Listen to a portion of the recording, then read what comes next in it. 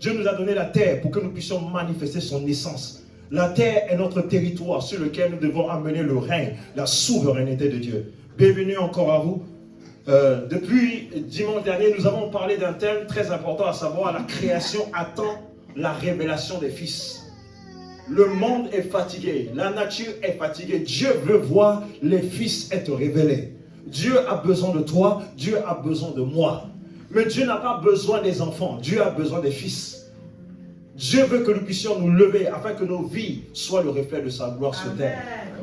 Le monde sera changé lorsque les fils vont occuper la place. Bien-aimé, le temps est venu que nous puissions nous lever, parce que la Bible dit que le Fils est paru pour détruire les œuvres des ténèbres. Dieu nous a suscité dans notre époque pour pouvoir détruire les œuvres des ténèbres. Vous voyez, aujourd'hui le monde va mal, parce que le monde n'est pas focalisé sur Jésus. Les gens n'ont pas le contrôle. Vous voyez, il y a toutes sortes de calamités qui s'abattent sur la terre. Le monde charnel, les êtres humains qui ne sont pas réconciliés avec Dieu n'ont pas la capacité de changer les choses. Mais c'est à toi et à moi que Dieu a donné les clés du royaume. Il a dit, je vous ai donné les clés du royaume. Cela veut dire que nous sommes les gardiens de cette terre. Nous sommes les gardiens. Nous sommes destinés à pouvoir mener la souveraineté de Dieu, l'empire de Dieu sur la terre. Et Dieu compte sur toi, Dieu compte sur moi. Arrêtons de nous plaindre des politiques. Nous devons nous lever, nous devons occuper notre place. Et c'est pourquoi la Bible dit, la création attend la révélation des fils. Amen. Nous sommes dans les temps difficiles. J'ai dit que le dimanche dernier que les temps difficiles sont occasionnés par la méchanceté de l'homme. Les gens sont devenus orgueilleux, hautains, blasphémateurs, irréligieux. Des gens qui renient Dieu par leurs actions. C'est ce qui fait en sorte que les temps deviennent difficiles. Bien-aimés, ne vous attendez pas que les choses puissent changer. Les choses iront de mal en pire.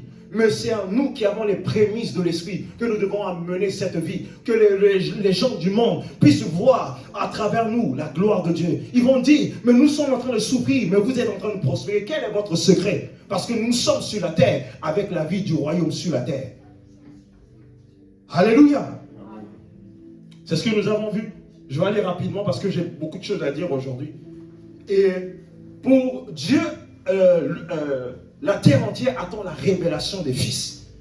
Et nous avons vu plusieurs caractéristiques des fils dimanche dernier. Nous avons dit que le but du fils, c'est de révéler la nature du Père. Le fils est le prolongement du règne du Père. Il a dit, celui qui m'a vu a vu le Père. Dieu veut que nous soyons des modèles dans cette génération. Dieu veut que notre vie soit le reflet de sa grandeur. Dieu veut qu'à travers nos vies, que Jésus seul soit glorifié et soit révélé. Et la deuxième chose que nous avons vue dimanche dernier, c'est que le Fils, son seul désir, son désir brûlant, c'est de faire la volonté de son Père. Un fils ne vit pas pour lui. Un fils cherche la joie de son Père. Vous savez que la plus grande fierté des parents, c'est de voir leur fils être accompli, manifester des bonnes œuvres. Lorsqu'un père voit son fils accomplir des grandes choses, il est fier. Regardez aujourd'hui le père de Kylian Mbappé. C'est pas lui aujourd'hui c'est pas lui qui joue au foot, mais il a de l'honneur parce qu'on dit voici le père de Kylian. Partout où il va, les portes lui sont ouvertes. Pourquoi? Parce qu'il est le père du fils. Alléluia, les fils donnent gloire au Père. Alléluia. C'est ce que nous avons vu. Et le dernier point que nous avons vu la semaine dernière, c'est que le Fils travaille pour le royaume. Lorsque nous sommes positionnés dans un endroit, Dieu veut que nous puissions amener sa nature. Dieu veut que nous puissions amener ses pensées. Que nous puissions amener son règne, de là où nous travaillons. Chaque fois que Dieu nous positionne dans un domaine donné, où il nous positionne dans un lieu, c'est pour que nous puissions toucher les gens. Pour que nous puissions travailler pour lui, pour que nous puissions amener sa souveraineté. Ça suffit de penser à nous seulement. Dieu également a des besoins. Dieu veut voir les vies changer. Dieu veut voir les cœurs revenir à lui. C'est ce que nous avons vu. Et toujours dans cette même dynamique de pouvoir révéler les fils, en sous-point que nous allons voir aujourd'hui, nous allons parler de l'identité en Christ. La clé du succès pour les fils. L'identité en Christ, la clé du succès pour les fils. Alléluia. Bien-aimés, tous les problèmes que nous voyons dans ce monde, si vous regardez de près, c'est une crise d'identité. Regardez tous les braqueurs, tous les délinquants. Vous allez voir que si vous regardez dans l'histoire, c'est des personnes qui ont eu une crise d'identité. Soit le papa n'était pas là, ils n'avaient pas un modèle devant eux pour s'identifier. Le mot père en hébreu, c'est le mot Abba, qui veut dire la source de toutes choses. Bien aimé, ce que nous sommes aujourd'hui, c'est par rapport à notre identité. Notre identité est quelque chose de capital. C'est pourquoi, pour exister sur la terre, tu as besoin d'avoir un nom, tu as besoin d'avoir une famille. L'identité, c'est ce qui te définit. Le monde aujourd'hui va mal parce que le monde n'arrive pas à s'identifier au Créateur. Les problèmes du monde que nous avons aujourd'hui, c'est une crise d'identité. Parce que tant que tu n'arrives pas à te connecter, que tu n'arrives pas à te retrouver, à te voir à travers le Créateur, tu es dans les problèmes. Tout ce que vous voyez, ce sont les crises d'identité. Toutes les souffrances auxquelles nous sommes confrontés, c'est une crise d'identité. Même les croyants. Nous sommes nés de nouveau, mais nous n'arrivons pas à comprendre réellement la nature que nous avons. Nous n'arrivons pas à connaître véritablement d'où nous venons. Nous sommes sur la terre, mais nous ne sommes pas de la terre. Jésus pouvait toujours se référer à la parole. Il dit, mon royaume n'est pas de ce monde. Je suis dans ce monde, mais je ne suis pas de ce monde. C'est comme ça les chrétiens doivent parler. Nous ne devons pas avoir le langage du monde. Nous devons parler le langage céleste. Nous devons nous approprier les paroles de Jésus. Jésus a vécu sur la terre physiquement, mais spirituellement, il était au ciel. Et c'est ce qu'il nous a fait également à travers la communion qui nous a adressé par le Saint-Esprit. Nous avons la possibilité de pouvoir vivre sur la terre et nous avons la possibilité également d'être au ciel. La Bible dit dans le livre d'Éphésiens, nous sommes assis dans les lieux célestes en Christ. Nous sommes assis spirituellement avec Christ en termes de position, en termes de domination et nous sommes sur la terre également. Alléluia! Le monde vit énormément de crises. L'identité, c'est le fondement de ta vie. Je vous donne un exemple. Un enfant qui a grandi sans son père, qui ne connaît pas son père, vous allez voir, cet enfant aura des problèmes. Cet enfant aura des problèmes. Pourquoi? Parce que la source, le père, c'est la source. Là où il n'y a pas de père, il n'y a pas de source. Si vous regardez dans l'histoire, tous ceux qui ont grandi sans père ont toujours mal fini. Certaines personnes, par la grâce de Dieu, ils ont eu des mentors et peut-être Dieu les a sortis de là. Mais l'identité, c'est ce qui te définit. Et vous allez voir que chaque défi, chaque combat auquel nous sommes confrontés, le diable cherche à pouvoir toucher notre identité. S'il arrive à toucher ton identité, il peut toucher ta vie. Nous sommes dans un monde où on combat l'identité. Tout est lié à ton identité. Pour voyager, tu vas présenter ton passeport. On va regarder ton identité. Parce qu'on peut t'identifier par rapport à ton passeport. Toute cette vie également sur terre est une question d'identité. Si tu ne sais pas à qui t'identifier, laisse-moi te dire, tu ne pourras pas aller loin dans la vie. C'est pourquoi la question d'identité, elle est primordiale. En tant que fils, nous devons comprendre qui nous sommes. Quelle est notre identité? Parce que vous savez pourquoi vous faites de longues prières. Et vous faites des prières et souvent vous ne voyez pas la manifestation parce que vous ne savez pas qui vous êtes. Si tu sais qui tu es, il y a des choses que tu ne prieras pas pour. Tu vas parler, ça va se manifester parce que tu sais. Imaginez-vous, le prince d'Arabie Saoudite, il sait qu'il est l'héritier du trône. Est-ce que vous savez, est-ce qu'il a besoin de jeûner, de prier pour avoir quelque chose? Non. C'est juste ta position. Lorsqu'il parle, tout le monde lui obéit. Pourquoi les choses ne t'obéissent pas? Pourquoi tu ne vis pas la réalité de Dieu? C'est parce que tu n'es pas conscient de ton identité. Bien-aimé, cet enseignement que je vais donner par la grâce de Dieu ce matin, bien-aimé, à la fin, je vais vous partager mes notes. Pour que tout le monde doit s'imprégner de l'identité en Christ. Parce que si vous ne faites pas, je vous assure, vous ne pouvez pas régner dans cette vie. Cette vie, c'est une question d'identité. Si vous ne connaissez pas, moi, j'ai fait face dans mon travail à certaines personnes qui voulaient me rabaisser. Parce que je connaissais mon identité. Je dis, je peux tout. Et je suis super intelligent. Aucun homme n'est plus intelligent que moi. Et je dis ça, ça les énerve. Parce que je sais qui je suis. Mais si tu ne connais pas ton identité, c'est fini. Il dit, non, tu ne peux rien faire. Toi, de toutes les façons, tu ne vas jamais y arriver. Et c'est fini. Il a déjà tué ta vie. Mais lorsque tu connais ton identité, quand tu dis ça, tu dis, non, ce n'est pas mon partage. Je suis super intelligent, j'ai le Dieu éternel en moi. Et c'est ce qu'on fait avec notre fille. Et ma femme, elle dit toujours, lorsqu'elle va aller à l'école, je suis la tête et non la queue. Elle déclare elle-même, parce que c'est ton identité, c'est ce que nous sommes. Si vous ne connaissez pas votre identité, votre prière n'aura pas d'autorité. Vous savez pourquoi les prières n'ont pas d'autorité? Parce que vous ne connaissez pas qui vous êtes. Le combat dans la vie ne commence pas par la prière, mais commence par le fait de savoir qui nous sommes. Lorsque tu sais qui tu es, tu sais ce que tu as et ce que tu peux faire. Dans l'identité, il y a 3 aspects majeurs que je vais partager avec vous. Dans l'identité, il y a 3 aspects majeurs. Dans l'identité, premièrement, c'est ce que tu es. Ce que tu as, ce que tu peux faire. Mais beaucoup de personnes cherchent à faire sans d'abord être. Vous voulez prier sans pour autant avoir la conscience de qui tu es en réalité. Il y a 3 choses. Ce que nous sommes, ce que nous avons et ce que nous pouvons faire. Cela est lié à notre identité. Lorsque tu comprends ton identité, bien aimé, les choses commencent à rouler. Les choses commencent à évoluer. Les choses commencent à se manifester. Pourquoi? Parce que ce que tu fais est lié à ton identité. Alléluia. Je veux vraiment que vous disposez votre cœur. Parce que beaucoup de personnes ont jeûné, ont prié sans voir de résultats. Le temps est venu où nous devons avoir des résultats tangibles. Et nous devons revenir à la vérité de Dieu. Vous savez, aujourd'hui on a plusieurs messages. Mais il y a des messages qui doivent être imprimés sur la table de nos cœurs. C'est ce qui nous donnera la capacité de pouvoir régner dans cette vie. Alléluia. Donc la première des choses, c'est être. Et dans le fait de être, nous allons voir plusieurs aspects. Et je partagerai mes notes tout à l'heure. Il faut être. Parce que, bien aimé, ce que nous sommes, c'est ce qui parle. Si vous voulez changer quelqu'un, vous devez changer son être. Vous avez vu, autrefois, nous étions sans Jésus, nous vivions notre vie comme nous voulons. Pour nous changer, il a envoyé Jésus. Et lorsque nous avons reçu Jésus, la nature du péché, ce qui faisait de nous ce que nous étions, a été transformé.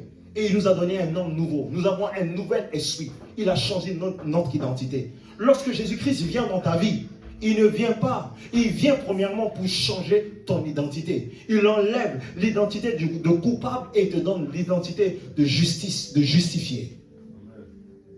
C'est la première des choses qu'il fait. Et la première des choses que nous allons voir, c'est dans le livre de Jean. Il dit à tous ceux qui l'ont reçu, il leur a donné le pouvoir de devenir quoi? Enfants de Dieu. La première des choses qu'il fait, pour te donner une identité, il faut d'abord être enfant, il faut naître dans une famille. Vous êtes d'accord avec moi? Vous n'avez pas remarqué que lorsqu'on prend un enfant, naturellement, s'il n'a pas de parents, on va le mettre dans une maison pour que par la suite on puisse l'adopter. Et que lorsqu'on adopte un enfant, naturellement, qu'est-ce qui va se produire? On va lui donner un nom de famille. Alléluia. Dans le fait de être, donc je fais le récap. Il y a 3 domaines liés à notre identité. La première chose, c'est le fait de être, ce que nous sommes.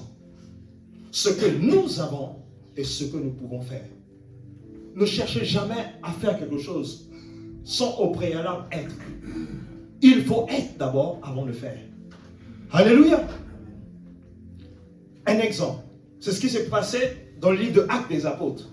Les fils de Séva, ils ont vu un démoniaque. Ils voulaient chasser le démon. Ils sont venus devant le démoniaque. Ils ont dit, au nom de Jésus que Paul prêche. La Bible dit, ils ont été fracassés par les démons. Vous voyez, ils voulaient faire sans pour autant être. Mais Paul, pour dire cela, lui, il était en Christ. Il avait la capacité et il pouvait faire. Ne cherche jamais à faire sans être au préalable. C'est pourquoi, avant de nous amener à pratiquer la parole de Dieu, Dieu nous donne d'abord sa nature. Il nous donne le fait d'être d'abord, afin de pouvoir pratiquer sa parole. Dieu ne va jamais te demander de faire quelque chose sans pour autant te donner la nature, la capacité de cette chose. Alléluia. Donc, la première partie, c'est le fait de être. Et le être commence par le fait de naître de nouveau. Pour devenir un enfant, pour devenir un fils, on ne devient pas un fils du jour au lendemain. Vous êtes d'accord avec moi? Tout le monde naît naturellement. Et c'est pourquoi la Bible dit, dans Jean 1, verset 12 à 13, mais à tous ceux qui l'ont reçu, à ceux qui croient en son nom, a donné le pouvoir de devenir quoi? Enfant. Lorsque tu es un enfant, tu es identifié à ton père. Nous avons une identité. La première des choses que nous naissons, on nous donne une identité. Pourquoi? À la maternité, lorsqu'un enfant sort directement, on demande son nom, on demande son nom, son prénom, on demande ses prénoms, et on demande son nom de famille. Pourquoi? La première des choses, on demande cela pour l'enregistrer. La naissance, par la naissance, nous sommes identifiés. Alléluia. Nous sommes identifiés. Il dit à tous ceux qui l'ont reçu, à ceux qui croient en son nom, il leur a donné le pouvoir de devenir enfants de Dieu. Bien-aimés, vous devez croire, vous devez accepter que vous êtes enfants de Dieu. Vous n'êtes pas enfants de Dieu par rapport à ce que vous faites. Vous n'êtes pas enfant de Dieu par rapport à vos erreurs. Vous êtes enfant de Dieu par union avec Jésus. Lorsque vous avez reçu Jésus, vous avez reçu la semence de Dieu et vous êtes enfant de Dieu. Et la Bible dit que lesquels sont nés ni du sang ni de la chair, mais de Dieu. On parle d'une naissance spirituelle. Dans le monde, il y a deux types de naissance. Il y a la naissance physique et il y a la naissance spirituelle. La naissance physique, c'est ce qui nous permet de pouvoir entrer dans le monde physique, matériel. La naissance spirituelle nous permet d'entrer dans le monde invisible, le royaume de Dieu. Et c'est pourquoi Dieu esprit, pour venir sur la terre, il a fallu qu'il prenne un corps pour venir dans le domaine physique. De la même manière que nous, pour aller au ciel, il faut naître de nouveau. C'est pourquoi il dit, nul ne peut aller au ciel s'il ne naît de nouveau. Parce que la nouvelle naissance nous permet de pouvoir accéder au monde de l'esprit. Nous pouvons entrer dans le royaume de Dieu. Alléluia. Dis à ton voisin, je suis un enfant de Dieu. Alléluia. C'est ce que vous êtes. C'est ce que nous sommes en Christ. Bien aimé, ces choses doivent être ancrées en vous. Si ce n'est pas ancré en vous, le diable va vous jouer des tours. Bien aimé, c'est les choses que j'ai reçues dès le départ de ma conversion. C'est ce que je suis en train de partager avec vous. Le Seigneur m'a dit, partage à ton peuple, de partager à son peuple les fondements que tu as reçus. Parce que tu ne peux pas inventer, tu ne peux pas donner à quelqu'un ce que tu n'as pas. On donne que ce qu'on a reçu. Amen. Alléluia. Donc, dans le fait de être, on voit la notion d'enfant de Dieu. Vous devez marcher à l'esprit que vous êtes des enfants de Dieu. Peu importe vos erreurs n'enlèvent pas votre nom de famille. Vous êtes d'accord avec moi? Pour ceux qui ont des enfants, même si ton enfant fait des bêtises, est-ce que tu vas leur enlever son nom de famille? Non. Le diable va vous faire comprendre que quand vous faites des erreurs, c'est fini, tu n'es plus enfant de Dieu, c'est faux. Nous sommes enfants de Dieu. Non pas par nos efforts, mais par le Jésus que nous célébrons. Nous l'avons reçu. Donc c'est la première des choses dans la partie de être. Et la deuxième chose que vous devez croire, que vous devez accepter, c'est que nous sommes une nouvelle création. Nous sommes dans le domaine de l'être. Nous sommes enfants de Dieu et nous sommes des nouvelles créations. La Bible dit que dans 2 Corinthiens 5, verset 17, il dit, si quelqu'un en Christ est une nouvelle création, les choses anciennes sont passées et voici, toutes choses sont devenues nouvelles. Vous ne devez pas accepter que les gens vous traitent par rapport à votre passé. Mon passé est mon passé. Je suis une nouvelle créature. La nouvelle créature, c'est quelque chose qui n'a jamais existé. C'est Dieu lui-même, il est venu habiter en nous. La nouvelle création n'a pas de passé. Dis à ton voisin, la nouvelle création n'a pas de passé. Je vous pose la question, est-ce qu'un nouveau-né a un passé? Non. La naissance spirituelle nous fait de nous des personnes qui naissent on dit naître de nouveau. Cela veut dire que nous sommes des bébés spirituels. Nous naissons et nous n'avons pas de passé. Vous savez pourquoi nous croyons que nous avons toujours le passé? Parce que dans notre âme, c'est notre esprit qui est régénéré. Mais dans notre âme, il y a la mémoire. Parce que nous étions habitués à faire certaines choses. Il y a une nouvelle vie qui vient à l'intérieur de nous. Le but de la nouvelle vie, c'est de pouvoir mener la souveraineté de Dieu dans notre âme, pour transformer notre âme, pour que cette manifestation soit visible aux yeux des hommes. Alléluia! Je suis une nouvelle création. Je refuse de me voir comme le monde me voit. Je suis une nouvelle création. Bien-aimé, c'est ce que je confessais tous les jours. Je suis né de Dieu. Je suis une nouvelle création. Quand tu confesses cela, tu vas voir que ta confession va affecter ta vie. Ne vous voyez pas comme le monde vous voyait dans le passé. La nouvelle création, dans le mot grec, on parle de kainos disis. Kainos disis, quelque chose qui n'a jamais existé. Un nouvel être qui est venu. C'est ce que tu es, c'est ce que je suis. Ton passé n'a plus d'influence sur toi. Si tu le crois, ça sera ton partage. Avant de manifester le règne de Dieu, ce sont des prérequis. Il faut avoir cette certitude. Sinon, le monde va te poser toujours la question. D'où tu viens? Qui es-tu? Même Jésus, le monde, lui a posé la question. Par quelle autorité tu chasses les démons? D'où tu viens? Il dit, mon royaume n'est pas de ce monde. Il savait d'où il venait. Si tu ne sais pas d'où tu viens, tu ne peux pas savoir où tu peux aller. Alléluia. Dans le fait de être, nous sommes enfants de Dieu, nous sommes une nouvelle créature. Est-ce qui croit qu'il est une nouvelle créature? Les choses anciennes sont passées et toutes choses sont devenues nouvelles. Je suis exactement comme Dieu dit que je suis. Je ne suis pas comme le monde. Bien-aimés, les hommes ne vous ont pas créé. Aucun homme n'a le droit de dire ce que vous êtes. Ce que vous êtes, c'est ce que Dieu dit que vous êtes. Je suis une nouvelle créature. Tu ne peux plus me traiter par rapport à mon passé. Je ne suis plus dans mon passé. Arrêtons de dire, toi tu étais comme ça. Je ne sais plus moi, c'est l'ancien moi. La Bible dit que mon vieil homme est mort. Le vieux moi est resté avec Jésus, est mort, est allé dans la tombe. Je suis le marche en nouveauté de vie. C'est l'esprit qui triomphe. Ce n'est plus moi, ce n'est plus mon adresse. Est-ce que vous croyez en ces choses? Si vous ne croyez pas en ces choses, bien aimé, vous avez déjà perdu d'avance. Quelle prière vous allez faire si vous n'êtes pas conscient de l'identité que vous avez en Jésus? Beaucoup de gens prient, beaucoup de gens jeûnent, mais très peu de résultats. Pourquoi? Parce que vous n'avez pas compris la vérité de Dieu. Je suis une nouvelle créature. Peu importe mes erreurs. L'homme nouveau, je suis un homme nouveau. Je suis une femme nouvelle. Déclarez-le. C'est ce que vous êtes. C'est l'identité. Pour que vos vies soient transformées, il faut être d'abord. Vous ne pouvez pas manifester quelque chose que vous n'êtes pas. Alléluia. La troisième chose dans l'être, nous allons voir une autre chose. Que je suis co-héritier. Vous voyez, j'emploie dans la phase de l'être, j'emploie le terme je suis. Je suis, c'est ce que nous sommes. C'est ce que tu es, c'est ce que je suis. La Bible dit que nous sommes co-héritiers avec Christ.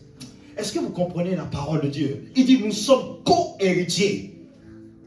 Nous sommes co-héritiers. Lorsque tu es co-héritier avec quelqu'un, tu partages les mêmes choses. Est-ce que cela touche votre cœur ce matin? Pourquoi nous faisons des prières de mendiants? C'est parce que nous ne connaissons pas ce qui nous sommes. Alléluia. La Bible dit dans le livre de Romains 8, verset 17, il dit si nous sommes enfants, nous sommes aussi co-héritiers avec Christ. Co-héritiers. C'est pas que nous sommes derrière, nous sommes ensemble co-héritiers. Nous héritons les mêmes promesses. Lorsque vous avez cette révélation, lorsque vous avez cette connaissance, lorsque votre vie est basée sur ces fondements, vous êtes inébranlable. Vous savez pourquoi vous êtes ébranlable souvent? C'est parce que vous ne connaissez pas cette vérité de ce que vous êtes en Christ, ce que vous êtes devenus. Vous n'êtes plus des hommes et des femmes faibles. Vous êtes devenus comme Christ. Vous êtes comme lui. Nous sommes co-héritiers. Ce que Christ peut faire, je peux le faire également. Christ est saint, je suis saint également. Je suis exactement comme Dieu. Dieu veut que nous puissions accepter ces réalités afin de pouvoir régner dans cette vie. Bien-aimé, quand je préparais cela, moi-même, j'ai commencé à déclarer. Je sentais mon esprit bouillir à l'intérieur de moi. J'ai commencé à déclarer la parole. C'est ce que je suis. Le monde ne peut pas me donner d'être autre chose que Dieu dit que je suis. Je refuse. Je ne suis pas ce que je fais. Je suis ce que Dieu dit que je suis. Amen. Alléluia. Qui croit qu'il est co-héritier avec Christ? Qui croit qu'il participe aux promesses de Dieu? Bien-aimé, je suis co-héritier. Vous devez déclarer cela. Je suis co-héritier avec Christ. Tout ce que Jésus-Christ a, j'ai également. Tout ce que Jésus-Christ peut faire, je le fais également. J'ai la victoire de Jésus. C'est ma nature. C'est ma vie. C'est ma vie. Ma vie, c'est le Christ. Je suis exactement comme lui.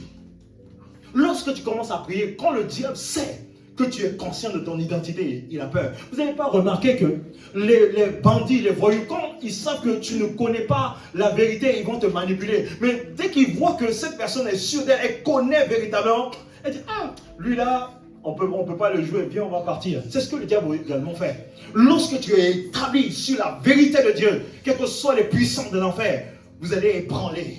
C'est pourquoi quand tu connais qui tu es, moi je n'ai pas peur des puissants des ténèbres. Quels que soient les puissants des ténèbres, je les massacre. Pourquoi? Celui qui est en moi est plus grand que celui qui est dans le monde. Parce que tu n'as pas la conscience. C'est pourquoi tu as peur des sorciers. La sorcellerie, c'est du bas niveau. La Bible dit aucune divination ne peut contre nous. Si tu as peur de la sorcellerie, de la magie, cela veut dire que tu n'es pas conscient de qui tu es en Christ.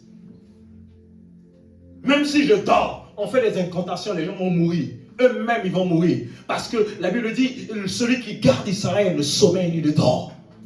Est-ce que vous savez que Dieu est sur son trône? Est-ce que vous savez que Dieu ne dort pas ni ne sommeille? C'est parce que vous ne le savez pas. C'est pourquoi vous subissez les coups de la vie. Alléluia. Je suis co-héritier. Cela veut dire que je suis avec lui. Ce qu'il peut, je le peux également. J'hérite les mêmes promesses. Regardez l'amour de Dieu. Nous qui avons commis le péché, mais celui qui n'a point connu le péché, il est venu se sacrifier. Et on nous donne l'identité proportionnelle à sa nature. Nous sommes co-héritiers. Mais pourquoi nous vivons en dessous des standards? C'est parce que nous ne sommes pas conscients de qui nous sommes. Et si tu ne connais pas qui tu es, la vie va te gifler. La vie va te malmener. On va te dire que non, tu ne peux rien, tu ne peux pas. Non. La troisième des choses, dans le fait d'être, je suis un seul esprit avec Dieu. Est-ce que vous croyez? La Bible dit nous sommes un seul esprit. C'est-à-dire que tel Dieu est, je suis exactement comme lui. Alléluia. Nous sommes exactement comme lui. Dans le livre de 1 Corinthiens 6, verset 17, il dit, celui qui s'attache au Seigneur est avec lui un seul esprit. Celui qui s'attache à lui devient un seul esprit. Je suis un seul esprit avec Dieu. Cela veut dire que lorsque l'ennemi vient contre moi, lorsque je suis en train de dormir, on ne me voit plus moi, mais on voit Christ à travers moi. Est-ce que vous avez la conscience de qui vous êtes? Si vous savez qui vous êtes, bien aimé, vous n'allez pas souffrir autant. Nous sommes un seul esprit. Est-ce que Dieu veut que nous puissions changer notre mentalité pour opérer? Le problème, ce n'est pas le diable. Le problème, c'est le renouvellement de l'intelligence. Tant que ton intelligence n'est pas renouvelée, tu ne peux pas opérer une dimension supérieure. Alléluia. Il faut le déclarer que je suis un avec Christ. Nous sommes un. Tel il est, tel je suis. C'est ce que je suis. Je suis en lui, il est en moi. Lorsque nous prenons la Sainte Seine, vous voyez, il y a la fusion. Je demeure en lui et il demeure en moi. Je suis un avec Christ. Lorsqu'on me voit, on voit Christ à travers moi. Lorsque je parle, c'est Christ qui parle à travers moi. Lorsque je fais quelque chose, c'est Christ qui le fait à travers moi. Je suis exactement comme lui. Comme il vient quelque part, là où les ténèbres règnent, les ténèbres doivent dégager. Lorsque tu as cette conscience, tu dis, lorsque je vais au travail, quels que soient les puissants des ténèbres qui règnent, les puissants ont l'obligation de quitter le territoire. Parce que Christ est en moi. Je viens avec Christ dans le lieu de travail. Mais est-ce que tu as cette conscience? Alléluia. Nous sommes un avec Dieu. Je suis un avec Dieu. Dis à ton voisin, nous sommes un avec Dieu. 1 Corinthiens 6, verset 17. Alléluia. Je vais aller vite. La quatrième des choses qui est en lien avec le fait d'être, avec le fait d'être, il dit que nous sommes saints. Lorsque nous sommes nés de Dieu, nous avons la sainteté incarnée. Un chrétien ne dit pas que je suis un pécheur. Vous n'êtes pas des pécheurs. Le pécheur, c'est lié à la nature. Mais nous ne sommes plus des pécheurs. La nature du péché a été ôtée. Nous avons la nature de justice. Je suis saint. Pas parce que je fais des bonnes œuvres. La sainteté n'est pas liée par rapport à ce que nous faisons. La sainteté est liée à la nature. Je le répète, la sainteté n'est pas liée aux œuvres, mais la sainteté est liée à la nature. Je suis saint parce que celui qui habite en moi est saint. Bien-aimé, c'est ce qui m'a délivré. Quand je suis tenté, j'ai toutes sortes de pensées ou les choses, je déclare, Oh, je la sainteté de Dieu. Ne croyez pas que parce que je suis pasteur, je ne suis pas tenté. Je suis tenté comme tout le monde. Mais ce qui me fait ma force, j'arrive à triompher. Vous savez, quand tu étais dans le monde, tu avais un type de femme qui te plaisait naturellement. Et quand tu es en contact, tu sens qu'il y a l'attraction. Et naturellement, je vous dis cela, j'aime parler avec le cœur parce que j'aime la vérité. Parce que c'est la vérité qui nous permet de triompher sur les œuvres des ténèbres. Il peut avoir l'attirance ou un truc, mais ça ne rentre pas en toi. La Bible dit que tu es saint. Je dis, je suis saint. La sainteté de Dieu. Je dis, dans ma vie, je n'aurai aucune autre femme. J'aurai seulement une seule femme. Et parce que je suis saint. Et quand je déclare ça, les pensées de l'ennemi s'évaporent. Parce que, bien aimé, dans ce monde, nous serons confrontés par plusieurs choses. Mais lorsque tu connais ton identité, c'est plus facile pour toi de pouvoir dominer le mal. Amen.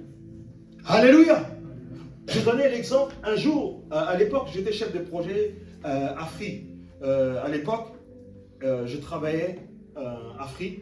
Et un jour, il y avait une Antillaise et tout, qui naturellement, tu vois, c'était le genre de femme que j'aimais dans le monde.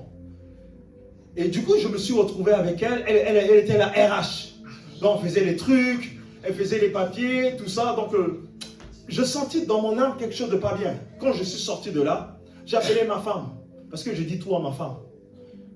Parce que quand tu fais ça, l'ennemi n'aura pas de dessus sur toi. L'ennemi aime les choses cachées. Lorsque tu exposes l'ennemi ne peut pas avoir le dessus. J'ai appelé ma femme, j'ai dit, il y a eu une femme dans le travail, en contact d'elle, j'ai senti des choses pas bien.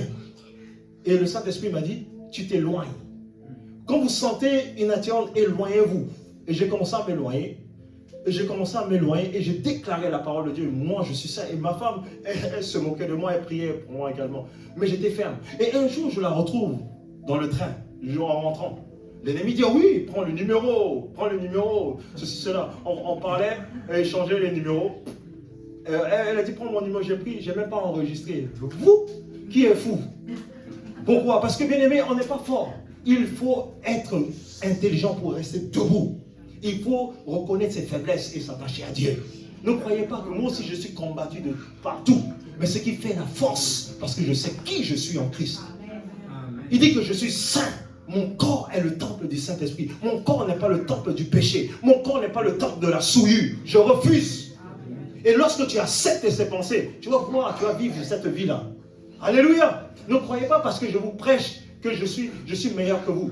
Ce qui fait la force, c'est parce que j'ai compris ce que je suis en Christ. Et je suis inébranlable. Par la grâce de Dieu. Les histoires. Moi déjà, quand tu es une femme, tu veux me parler bizarre, je te bloque directement. Je ne joue pas avec ça. Pourquoi? Parce que je sais qui je suis en Christ. Et je ne tolère. Si tu veux me dire des choses, je te bloque. Même les paroles bizarres, je te bloque direct. Parce que bien aimé, pour dominer sur le péché, il faut être ferme.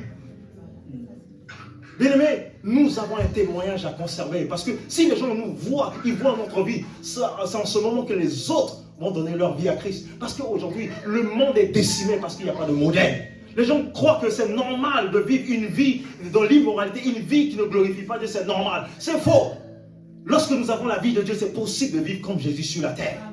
Il a été tenté en toutes choses sans commettre de péché. Alléluia, je vous partage cela pour vous dire que nous tous, on sera tentés. Mais ce qui fait la différence, c'est lorsque tu connais la nature qui triomphe en toi. C'est ce qui fait la différence. Alléluia. Dans ce que nous sommes le temple de Dieu. Dis à ton voisin, nous sommes le temple de Dieu. Ton corps ne t'appartient pas. Tu ne peux pas utiliser ton corps pour vivre dans l'immoralité. Tu ne peux pas utiliser ton corps pour vivre dans l'adultère. Le corps appartient à Dieu. Tu ne peux pas vivre dans une vie immorale. C'est impossible. Bien aimé, quelqu'un qui vit dans une vie immorale ne va jamais loin. L'immoralité sexuelle détruit la destinée. Je vous assure. Le corps que nous avons, c'est le temple de l'esprit. Tu ne peux pas être en Christ et pavaner ton corps partout, d'aller de femme en femme. Laissez-moi vous dire, une relation sexuelle avec une seule femme. Si cette femme, elle a eu 10 hommes, tu prends l'héritage des 10 hommes également. Le corps que vous voyez, nous sommes le temple de Dieu. Vous ne pouvez pas jouer avec votre corps. Comment vous jouez avec votre corps et vous espérez aller de l'avant? Vous ne pouvez pas aller loin. Tu n'es pas en relation, tu n'es pas marié avec cette personne, mais tu te donnes. Bien aimé, ça bloque la vie. Même si tu jeûnes, tu pries, tu ne seras jamais dans la paix. L'immoralité sexuelle est un péché. Tu pèches contre ton corps. Mon corps est le temple du Saint-Esprit. C'est pourquoi dès que les pensées de l'immoralité, des pensées d'impureté, je dis mon corps est le temple du Saint-Esprit. Je refuse. C'est comme ça on triomphe sur le mal. Lorsque nous savons qui nous sommes, nous avons la capacité de dominer sur le mal. Alléluia. Dans le fait d'être, nous sommes justifiés. Nous sommes la justice de Dieu. Dis à ton voisin, je suis la justice de Dieu. Nous sommes déclarés justes. Tu es juste pas parce que tu fais des bonnes choses. Nous avons été justifiés. La Bible dit qu'il n'y a donc... non, c'est pas cela. C'est Romains 3, versets 23 à 24. Car tous ont péché et sont privés de la gloire de Dieu. Ils sont gratuitement justifiés par sa grâce, par le moyen de la rédemption qui est en Jésus-Christ. Nous sommes justifiés. Nous sommes justes devant Dieu. Oh Seigneur, je viens devant ton trône parce que j'ai obtenu la justice à travers l'œuvre achevée de Jésus. Nous sommes justes devant Dieu. Tu ne pries pas pour être juste. Tu es juste parce que quelqu'un t'a donné sa justice. Est-ce que vous le croyez? Ce sont des vérités qui vont vous donner la force de triompher dans ce monde. Parce que dans ce monde, c'est une question d'identité. Lorsque ton identité n'est pas assise en tant que telle, tu seras ébranlé par les tentations de l'ennemi. Alléluia. On va aller vite. L'autre chose également, que nous ne sommes plus, je ne suis plus condamné. La Bible dit dans Romains 8, verset 1, il n'y a donc aucune condamnation pour ceux qui sont en Christ. Je ne peux plus être condamné. Quand le diable te condamne, tu dis, il n'y a plus de condamnation pour ceux qui sont en Christ. Parce que beaucoup de chrétiens vivent dans la condamnation, dans la culpabilité. La culpabilité ne vient pas de Dieu. Le diable condamne, mais le Saint-Esprit convainc. Je ne suis plus condamnable, quelles que soient les voies du passé. Peut-être tu es une femme, tu as commis l'avortement et tu es venu en Christ. Et souvent l'ennemi te dit, mais regarde, il y a eu des années de cela, tu as avorté et tu ne peux pas avancer. Tu déclares à l'ennemi, je ne suis plus condamnable. Je suis la justice de Dieu. Arrête de me parler de ça. Je ne suis plus la même personne. C'est comme ça qu'il faut répondre au diable. Lorsque vous savez qui vous êtes, vous avez la capacité de dominer le mal. Alléluia. Je suis libéré de la loi du péché et de la mort. Je suis libéré de la loi du péché et de la mort. La Bible dit que le péché agit sur l'homme aussi longtemps que nous sommes vivants. Mais lorsque nous mourons, le péché n'a plus de pouvoir sur nous. Est-ce qu'un mort peut pécher? Est-ce qu'un mort peut pécher? Est-ce qu'un vivant peut pécher? Oui. Mais la Bible dit quoi? Que nous sommes morts en Christ. Cela veut dire que la loi du péché n'opère plus en nous. Parce que nous sommes morts en Christ, nous sommes ressuscités avec lui en nouveauté de vie. Ce sont des vérités que vous devez vous approprier. C'est-à-dire que tu mets ça devant toi. Moi, je récitais ces choses. Et c'est ça qui a bâti ma vie. C'est ce qui m'a établi. Parce que beaucoup de personnes aujourd'hui veulent de nouveaux messages. Ce n'est pas les nouveaux messages qui changent la vie. Ce sont les fondements de Christ. La vie, lorsqu'elle est basée sur le Christ, ça te donne la capacité d'aller plus loin. Alléluia. La Bible dit dans Romains 8, verset 2, en effet, la loi de l'esprit de vie en Christ m'a affranchi de la loi du péché et de la mort. Le péché n'a plus de pouvoir sur moi. Bien-aimé, la nouvelle création domine sur le péché. Moi, je domine sur le péché. Le péché ne doit pas dominer sur toi. Si le péché domine sur toi, c'est parce que tu as accepté. Aucun péché n'est plus fort que toi. Quand tu as la nature de Dieu, tu domines sur tous les péchés. Tu as la capacité de... Vous n'avez pas remarqué que même quand tu veux mal agir, à l'intérieur de toi, tu sais que ce que tu veux faire, ce n'est pas bien. Mais tu fermes la voix de l'esprit et tu agis.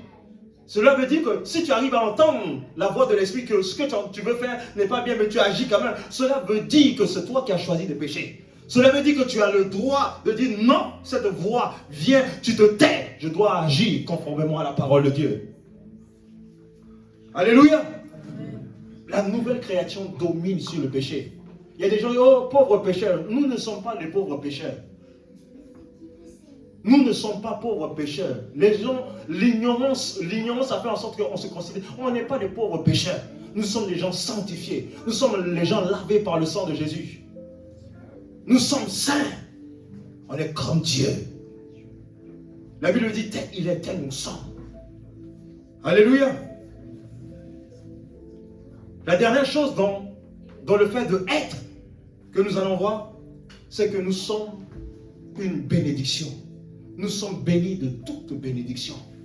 Bien aimé, on ne prie pas pour la bénédiction. La bénédiction fait partie de nous. Je le répète, on ne prie pas pour la bénédiction. Nous sommes nés avec une cuillère en or, en Christ. Alléluia. La Bible dit, dans Éphésiens 1, verset 3, « Béni soit Dieu, le Père de notre Seigneur Jésus, qui nous a bénis de toutes sortes de bénédictions dans le lieu céleste en Christ. » Je suis béni, je ne prie pas pour être béni. Je suis béni parce que je suis en Christ. C'est pourquoi ne cherchez pas à vous compromettre pour des miettes. Ce que vous êtes est plus supérieur à l'argent. L'argent de ce monde ne peut pas vous acheter. Vous êtes au-delà, vous êtes béni. Votre richesse ne peut être quantifiée. Nous sommes bénis. Ne compromettez jamais votre destinée par rapport aux choses de ce monde.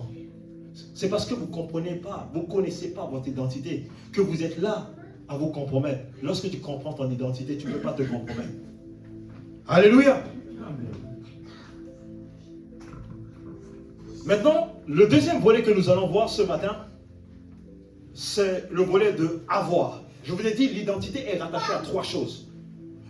Le être, c'est ce que nous venons de voir. Le fait d'avoir. Qu'est-ce que nous avons en Jésus? Première des choses, nous avons la victoire.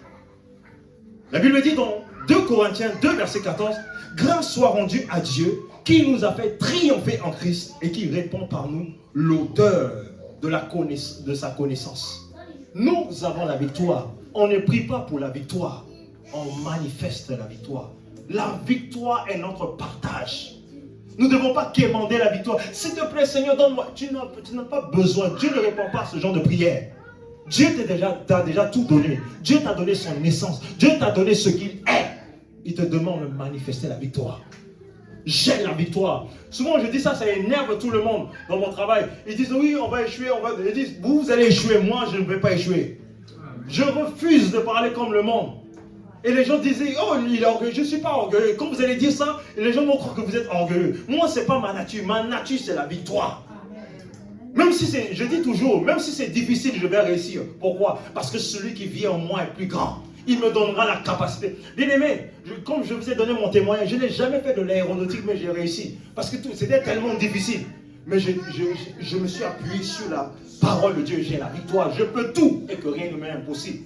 Le fait de confesser cela me donnait la force d'étudier. Je confessais, je dis, je vais réussir. Et j'écrivais cela. Je proclamais, je déclare que je vais réussir. Peu importe ce qui va se passer, moi je vais réussir. J'ai un grand Dieu. Celui qui a créé le ciel et la terre habite en moi. Dieu n'est pas un échec. Moi aussi je ne peux pas être un échec. Ma nature c'est la victoire. Parce que Jésus n'a jamais connu la défaite. Et je ne peux pas connaître la défaite. Est-ce que vous le croyez? Si vous ne croyez pas ces choses, ça ne sert à rien de prier. Je vous assure. Si vous jeûnez, vous priez, Satan va vous massacrer. Pourquoi? Parce que quand il va vous poser la question, qui tu es? Je ne sais pas. Il va te poser la question, le diable va te poser la question. Qui tu es? Si tu ne sais pas répondre, il a déjà le dessus sur toi. Imaginez-vous, quand vous voyez quelqu'un, quand vous lui posez la question, et vous allez automatiquement par sa réponse, vous pouvez voir son assurance ou pas. Si la personne n'est pas sûre d'elle, tu sais, non, lui là, on peut le prendre facilement.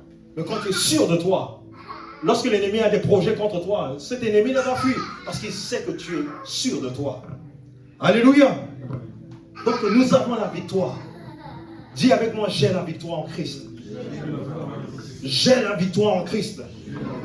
La victoire est mon partage. La victoire est ma nature. Alléluia. Donc, la première des choses, nous avons la victoire. La deuxième chose, nous avons le pardon de Dieu. Alléluia. Nous avons le pardon de Dieu. La Bible dit dans Éphésiens 1, verset 7, « En lui, nous avons la rédemption par son sang, la rémission des péchés, selon la richesse de sa grâce, en lui, nous avons la rédemption par son sang, la rémission des péchés. Nos péchés ont été remis. La rémission, nous avons le pardon. C'est plus facile pour toi de pardonner ton frère, parce que toi également tu as été pardonné. C'est plus facile, nous avons le pardon de Dieu. En Christ, nous avons été pardonnés. Les criminels ont été pardonnés. Regardez l'apôtre Paul, qui était un criminel, il a été pardonné. Nous avons le pardon en Christ. Il n'y a aucun péché que Jésus ne peut pas pardonner. Je le répète, il n'y a aucun péché que Jésus ne peut pas pardonner. Jésus pardonne tous les péchés. Même les criminels, comme Paul, Jésus les a pardonnés. Nous avons le pardon. Dis, j'ai le pardon de Dieu. Je vais aller vite. L'autre point, le troisième point, dans le fait d'avoir, dis avec moi, j'ai l'autorité. Dis à ton voisin, j'ai l'autorité. En Christ, nous avons l'autorité. Vous devez prier sur la base de votre autorité. Vous ne devez plus avoir peur du monde. Les gens que vous voyez, ils sont pilotés par les démons. Mais nous sommes au-dessus. Les gens qui ne connaissent pas Dieu ne peuvent pas nous dominer. Je refuse cela. Et je ne sais pas pour toi. Moi, je refuse. Quelqu'un qui ne connaît pas Dieu ne peut pas dominer sur moi. Je refuse. La Bible dit, il mettra la différence entre ceux qui le servent et ceux qui ne le servent pas. Je sers un grand Dieu. Celui qui a vaincu Satan. Satan ne peut pas me dominer. Alléluia. Dans Luc 10, verset 19, il dit, je vous ai donné le pouvoir de marcher sur les serpents et sur les scorpions et sur toute la puissance de l'ennemi. Et rien ne pourra vous nuire. Je vous ai donné de marcher. Quand on parle de marcher, quand tu marches sur la terre. Et Satan est où? De marcher sur les serpents. Le serpent, c'est une figure du diable. Et le serpent, il rampe sur quoi? Il rampe sur la terre. La Bible dit, il nous a donné le pouvoir de marcher. Imaginez-vous, vous marchez sur quelque chose et vous avez peur. Il est sous nos pieds, nous marchons. Dis avec moi, je marche sur les œufs des ténèbres. Nous avons l'autorité. L'autorité, bien aimé, nous ne prions pas pour l'avoir. Nous l'avons en Jésus. Quand tu as Jésus, tu as l'autorité de parler et d'être obéi. Si tu n'es pas obéi, c'est parce que tu ne connais pas ce que tu as. Ce que tu es et ce que tu as. J'ai l'autorité en Christ. Lorsque vous avez cela, vous avez cette conscience, votre prière devient efficace.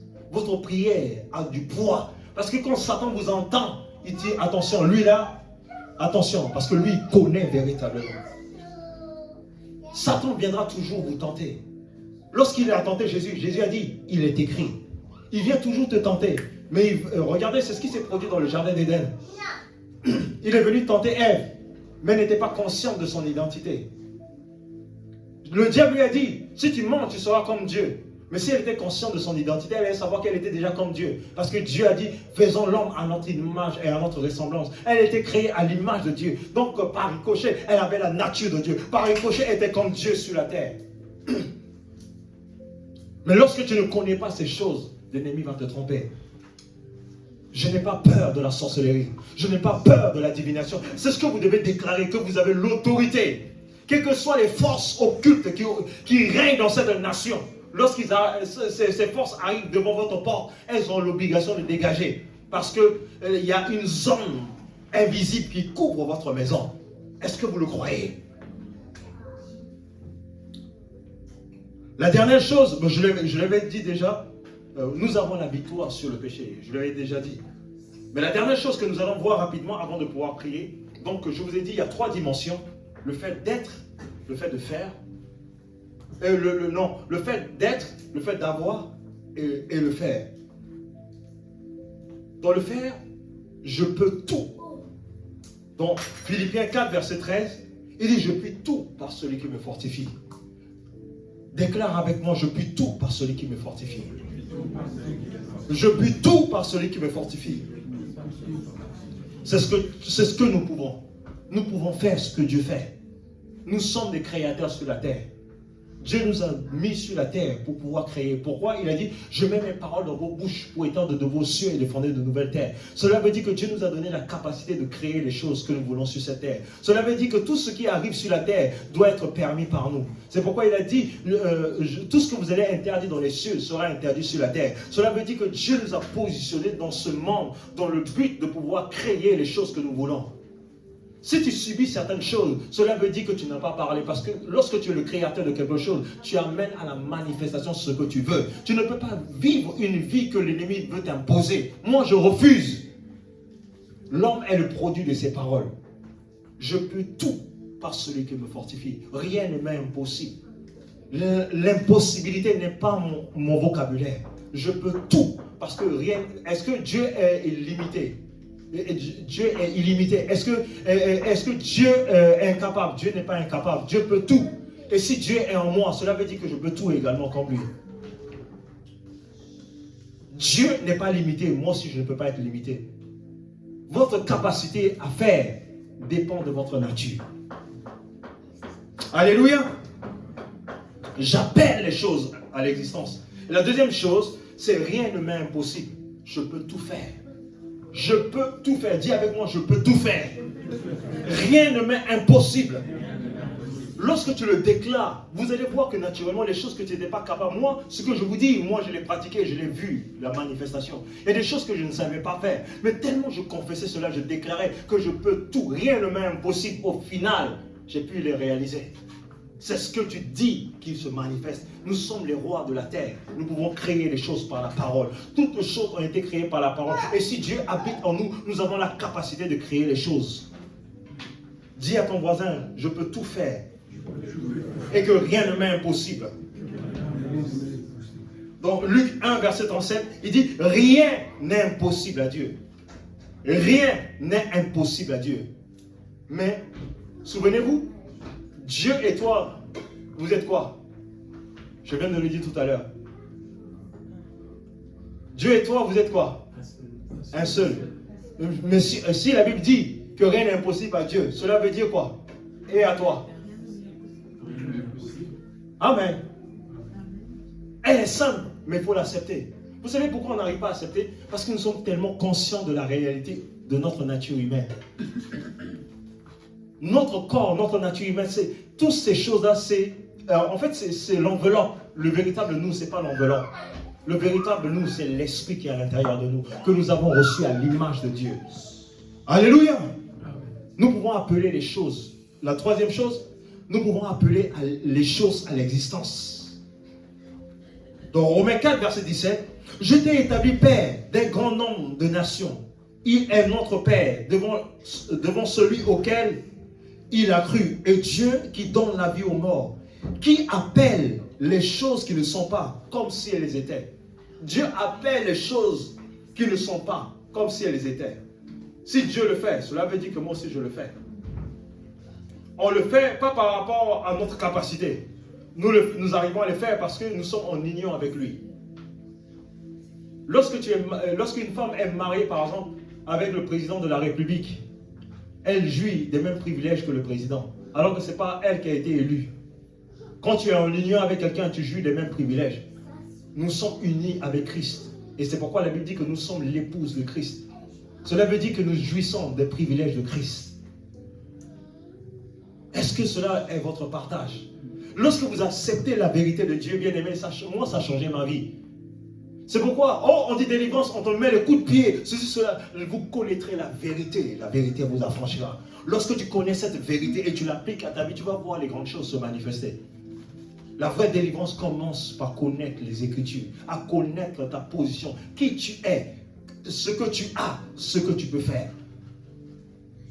Je vais m'arrêter là, aujourd'hui. Qui a été béni? Est-ce que tu peux te tenir debout ce matin? Je veux vraiment que tu puisses prier de tout ton cœur. Tu vas demander pardon à Dieu de ce que tu as subi certaines choses parce que tu étais ignorant de ton identité. Aujourd'hui que le Seigneur nous a parlé de notre identité, nous déclarons, nous confessons que nous sommes ce que Dieu veut que nous soyons. Élève ta voix et commence à prier dans le nom de Jésus. Seigneur Dieu de gloire, tu nous as parlé ce matin. Seigneur, je peux tout. Je suis exactement comme toi. J'accepte ce que tu dis que je suis. Je veux le confesser, je veux le déclarer. Je reçois ma nature. Je reçois la nature que tu m'as donnée en Christ. Seigneur Dieu de gloire, je manifeste. Je suis comme toi. Je parle comme toi. Je te demande pardon pour toutes les fois où j'ai emprunté le langage du monde. Pour toutes les fois, j'ai commencé à parler comme les gens. J'ai commencé à faire comme les gens de ce monde. Seigneur, ce n'est pas ma nature. Ce n'est pas ma position. Je veux reprendre la place que tu m'as donnée auprès de toi. Je veux reprendre la place et la position que tu m'as donnée. Je refuse de subir les coups de la vie. Je refuse de parler, je refuse de vivre comme un païen. Je refuse de vivre comme les gens de ce monde. Seigneur, je veux vivre en fonction de la réalité. Tu as dit, je peux tout. C'est ce que je suis. J'ai la nature de Dieu en moi. Je peux pardonner parce que tu m'as pardonné. Je peux aimer parce que tu m'as aimé. J'ai la nature de Dieu en moi. Je rejette tout ce qui n'est pas de toi. Je renonce à tout ce qui n'est pas de toi. Ce matin, je renonce à tout ce qui ne te glorifie pas. Je renonce à tout ce qui ne t'honore pas dans ma vie. Ce matin, je crie à toi. Ce matin, je t'implore dans le nom de Jésus. Est-ce que tu es en train d'implorer le Seigneur? Implore le Seigneur ce matin de te pardonner pour tous tes manquements, pour toutes les fois où tu t'es comporté comme les gens de ce monde, comme toutes les fois que tu as parlé comme les gens de ce monde. Je te demande pardon. Pardonne-moi parce que j'ai réfléchi comme le monde. J'ai parlé comme le monde. Aujourd'hui, tu m'as enseigné ta parole. Je veux parler comme toi. Je veux faire comme toi. Je veux posséder comme toi. Seigneur, je peux tout. Je peux tout par celui qui me fortifie. J'ai la victoire. J'ai la victoire. Je peux tout faire. Je peux tout faire. C'est ma nature. Seigneur, je te rends grâce. Oh Seigneur, parce que je suis béni. Je suis béni. La malédiction n'a plus d'effet sur ma vie. Je suis un homme béni. Je suis béni de Dieu. Je suis béni de Dieu. C'est ce que mon âme le reconnaît. Mon âme, tu entends la voix de Dieu ce matin. Je déclare à mon âme que je suis béni de toutes sortes de bénédictions dans les lieux célestes en Christ. Je veux le confesser. Maratoma Sandokoba. Leko Barazuta Lebre Etoma Zikata. Baro Salebra Andokoba Lakadu. Reko Salekadala Bahadish. Mori Kazaka Bolakinda la Bahara. Leko Labros Kandokoba Lakatusa. Leko Radabalalaba. Je vais prier pour ceux qui ont des douleurs dans le corps. Alors que nous avons vu notre identité ce matin, il dit que notre corps est le temple du Saint-Esprit. Si notre corps est le temple du Saint-Esprit, cela veut dire que notre corps n'est pas le temple de la maladie. La maladie n'a rien à faire dans notre corps, si notre corps est le temple de l'Esprit. Alors que nous avons cette révélation, je prophétise et je déclare que la main puissante de Dieu puisse confirmer cette parole au nom de Jésus. Je déclare, conformément à ta parole qui dit que nous sommes le temple de l'Esprit, que toute maladie meurt à la racine au nom de Jésus. Que toutes les douleurs meurent à la racine au nom de Jésus. Que toutes les douleurs meurent à la racine au nom puissant de Jésus. Marado sadolabri itasi. Barus kadebraati kabalakatuma sandulukutumali. Jalakando kabalakatuma sadalabra. Reko salekatalebra eto. Radoma sando kobalakadomazi. L'école les breaks sobra ando kobalagado. Jalamanda la kadoma setalebre. Les calabros cadelebre. Je prie pour certaines personnes. Vous avez fait des sondes tout au long de cette semaine. Vous avez vu des tombes. Vous êtes retrouvés dans des endroits où les gens étaient morts. Il y avait des tombes autour de vous. Je me tiens et je commande par l'Esprit de Dieu. Je viens renverser tout esprit de mort sur la vie de ton peuple au nom de Jésus. Je viens renverser l'esprit de mort au nom puissant de Jésus. Que la mort soit ébranlée au nom de Jésus. Je me tiens par l'autorité qui m'a été donnée dans le nom de Jésus. Je renverse le pouvoir de la mort. Je renverse les pouvoirs de la mort sur ta vie au nom puissant de Jésus. Je me tiens en ce lieu. Il y a certaines personnes ici, vous êtes attaqués par l'oppression. Vous êtes dépressif par moment. Vous sentez une dépression et cela est agité par les démons. Je me tiens dans le sang de Jésus. Que la puissance de l'esprit vous touche maintenant. Je commande à l'esprit de dépression de libérer vos cœurs au nom de Jésus. Que la dépression quitte vos vies ce matin. Je commande commande à la dépression. Je commande à la dépression. Vous entendez les voix de l'ennemi, les voix de l'enchantement. Vous êtes délivrés de toute forme d'oppression. Que la dépression quitte ta vie ce matin. Quitte ta vie ce matin. Au nom de Jésus, déclare que ton corps est le temple de l'esprit. Tu n'es plus le temple de la dépression. La dépression s'en va. La dépression s'en va. Au nom de Jésus. Au nom de Jésus. Au nom puissant de Jésus. Que l'amertume soit extirpée. Que l'amertume soit délogée. Au nom de Jésus. Au nom de Jésus. Tu vas répéter après moi. Seigneur Jésus, je suis né de toi. Je suis exactement comme toi. Je vis comme toi. Je parle comme toi. Aucune ténèbre n'a le dessus sur moi. Aujourd'hui, je règne. Demain, je régnerai. Et pour l'éternité, je déclare ce matin, je me positionne dans la victoire en Christ. Je peux tout et que rien ne m'est impossible. Je règne sur les assauts de l'ennemi. Au nom de Jésus, je suis délivré. Je suis libéré. Au nom de Jésus. Amen. Je vais prier pour certaines personnes ici qui ont un cycle d'échecs. C'est-à-dire qu'à chaque fois, tu te trouves dans l'échec. Tout ce que tu fais ne te réussit pas. Je me tiens dans le sang de Jésus. Alors que nous sommes dans le mois des portes ouvertes, je déclare que les portes s'ouvrent devant toi. Je viens arrêter ce cycle d'échec sur ta vie au nom de Jésus. Que tous les esprits qui backupent cet échec libèrent ta vie au nom de Jésus. Libère ta vie au nom de Jésus. Libère ta vie au nom de Jésus. Est-ce qu'on peut acclamer le Seigneur?